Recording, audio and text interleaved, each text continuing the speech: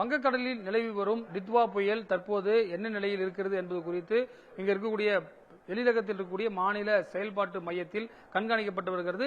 வானிலை நிபுணர் நம்மிடம் பாரத் இருக்கார், அவரிடம் கேட்கலாம். சார், இப்ப இந்த புயலுடைய பாதை எங்க இருக்கிறது, தற்போது எப்போது கரையை கடப்பதற்கான வாய்ப்பு இருக்கிறது, மழைக்கான வாய்ப்பு சென்னைக்கு எப்படி இருக்கிறது? சார், இப்போ ரைட் நோ பார்த்தீங்கன்னா சைக்ளோன் சிஸ்டம் பார்த்தீங்கன்னா வெரி க்ளோஸ் டு நம்ம தமிழ்நாடு கோஸ்ட்டுக்கு வந்து நெருக்கத்தில் தான் இருக்குது. கிட்டத்தட்ட வந்துட்டு லாஸ்ட் ஒரு 20 ஹவர்ஸ் மோர் தென் 15 ஹவர்ஸ் பார்த்தீங்கன்னா ஒரே இடத்துல தான் வந்து ஸ்டால் ஆகிருக்க மாதிரி பார்த்துட்டு இருக்கோம். ஆனால் இப்போ ரைட் நோ இது சிஸ்டம் வந்துட்டு அந்தளவுக்கு ஸ்ட்ராங்கராக தெரியல, கொஞ்சம் வீக்கரான சிஸ்டம் மாதிரி தான் தெரியுது. ஏன்னா நீங்கள் இந்த இடம்லாம் பார்த்தீங்கன்னா நல்ல ஒரு ட்ரை ஏர் இன்ட்ரூஷன் வந்து பார்க்க முடியுது. சென்டரில் கோர் வந்துட்டு அந்தளவுக்கு ஸ்ட்ராங்காக இல்லை. இங்கே இருக்க மோஸ்ட் ஆஃப் தி கிளவுட்ஸ் பார்த்தீங்கன்னா லோ லெவல் கிளவுட்ஸ்.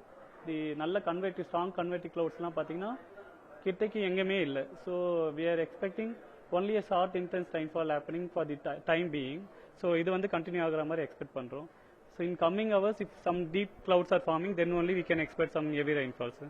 இப்போ ஏன்னா நேற்று இருந்து பார்த்தீங்கன்னா கனமழை சொன்னாங்க. நேற்று வந்து செங்கல்பட்டுக்கு ரெட் அலர்ட்லாம் கொடுத்தாங்க. இன்னைக்கு பொறுத்தவரை எப்படி இருக்கும்? இப்போ திருவள்ளூருக்கு ரெட் அலர்ட் கொடுக்கப்பட்டிருக்கிறதா?